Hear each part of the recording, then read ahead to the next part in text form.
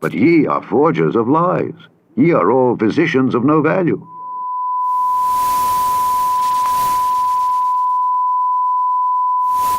Around the same time that John D. Rockefeller seized U.S. media, he also hijacked U.S. medicine. When it was discovered that drugs could be produced from petroleum, America's top oil mogul ordered his army of propagandists to invert reality accordingly. Medicines used for thousands of years were suddenly classified as alternative, while the new, petroleum-based, highly addictive, and patentable drugs were declared the gold standard. After buying a German pharmaceutical company that manufactured chemicals of war for Adolf Hitler, Rockefeller leveraged his political influence by pressing Congress to declare natural healing modalities unscientific quackery. Rockefeller then took control of the American Medical Association and began offering massive grants to top medical schools under the mandate that only his approved curriculum be taught. Any mention of the healing powers of herbs, plants, and diet was erased from most medical textbooks. Doctors and professors who objected to Rockefeller's plan were crucified by the media, removed from the AMA, and stripped of their license to teach and practice medicine. Those who dared to speak out were arrested and jailed. When evidence began to emerge that petroleum-based medicines were causing cancer, Mr. Rockefeller founded the American Cancer Society, through which he suppressed that information. John D. Rockefeller is duly credited as the founder of the pharmaceutical industry, and the reason that medical error is currently the third leading cause of death in America.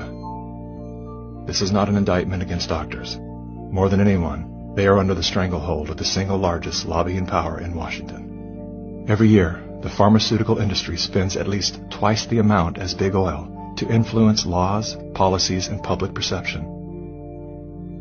Thanks to Mr. Rockefeller, the architect of American monopolies, no industry has more power over our lives than Big Pharma.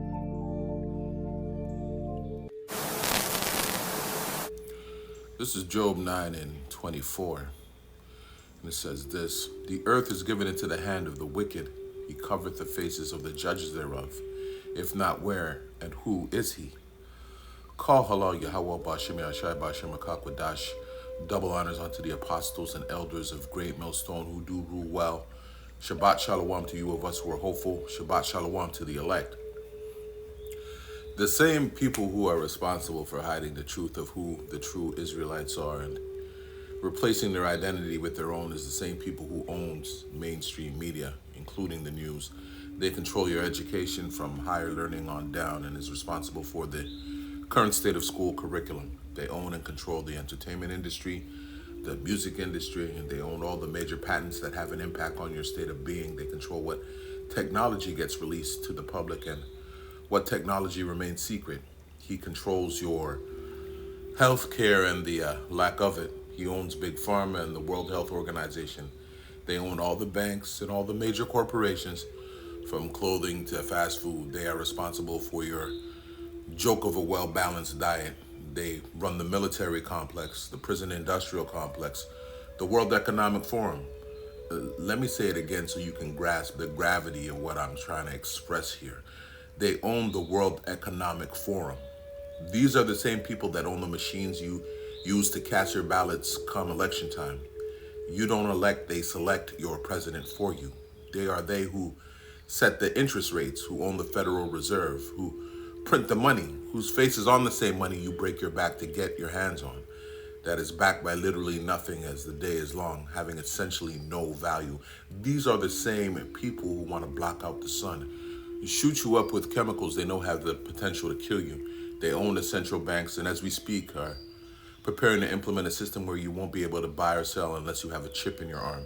These are the same people who have bombed villages and assassinated presidents to gain control and to puppet governments. They will burn down your homes, destroy your community, all vegetation and wildlife, so they can displace you to get control of your land. These are the people you trust to feed, clothe, and protect you when every step of the way they've proven they wish you nothing but death and harm.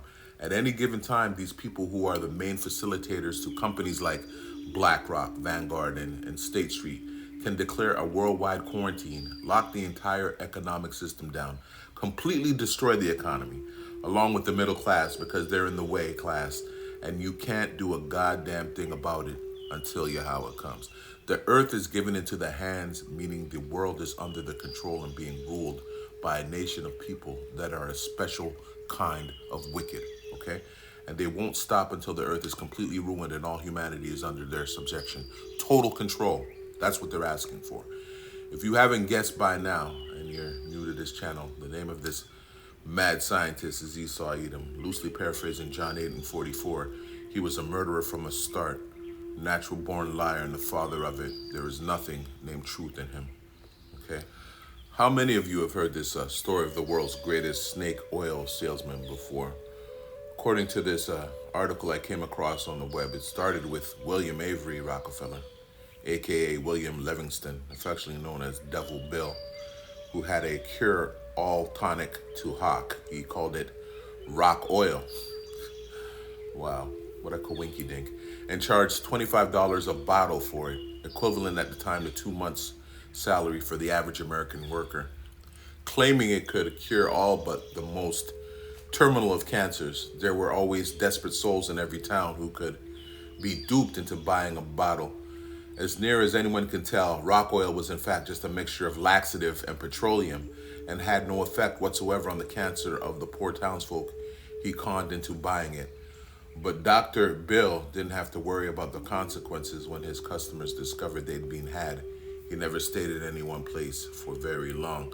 Speaking of oil, this is the same family responsible for the idea of oil being a precious commodity like gold and silver. The idea that oil is scarce and hard to come by because it is a fossilized fuel, meaning a product of the decomposition of woolly mammoths and dinosaurs, was an illusion created by the Rothschilds. The Rockefellers are the Rothschilds. They just changed the name.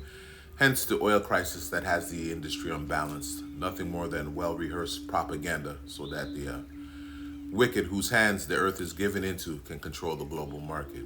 Okay. Job 13:4, but ye are forgers of lies, ye are all physicians of no value. Today a physician is known as a doctor. Doctor means to falsify. Esau is the forger of lies because a forger is a person who makes his living by creating illusions using imitations and producing fraudulent copies. Esau is famous for sleight of hand, false senses of hope, and faking reality. Reality TV is just an exhibition of Esau's witchcraft, the waving of his magic wand in unholy Hollywood. The opening clip speaks to Revelation 18:23.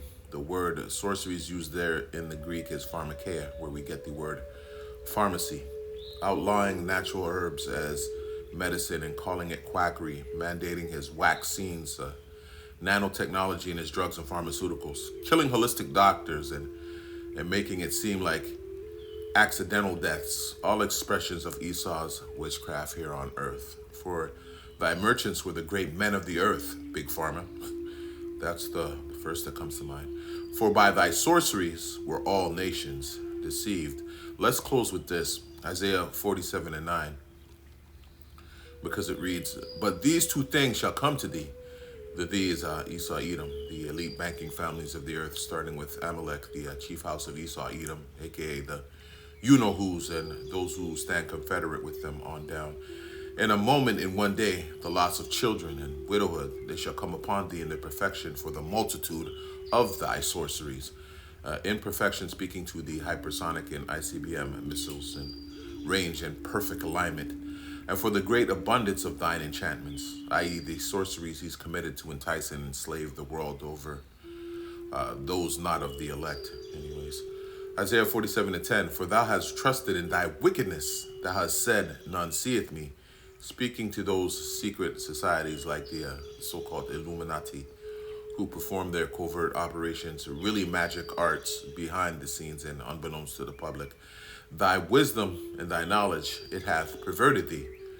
Wisdom and knowledge in what? In wickedness. Sirach 19:22 is the precept there. And thou hast said in thine heart, I am. Now, when you look at the, I found this very interesting, that when you look at the pictograph of the Hebrew for I am, it's a seed, it's speaking to lineage and bloodline, of course, and a wall speaking to being separated from anyone else, which proves this is speaking to a specific arrangement of people, and that specific arrangement is Esau, Edom, and none else beside me. That is, hear that? Let me say it again. And none else beside me. That is the man of pride, Esau, Edom himself. Isaiah 47:11. Therefore shall evil come upon thee. Thou shalt not know from whence it riseth, and mischief shall fall upon thee.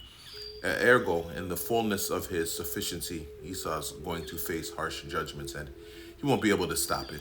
Job 20 and 22 is the precept there. There'll be so much death and destruction that he will have to acknowledge it can't be nothing but the work of the Heavenly Father.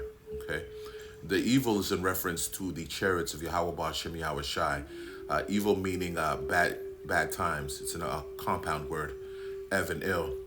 And bad times for Esau, Edom, good times for us. The evil again is in reference to the chariots, the lasers, and those nuclear missiles. Oh my.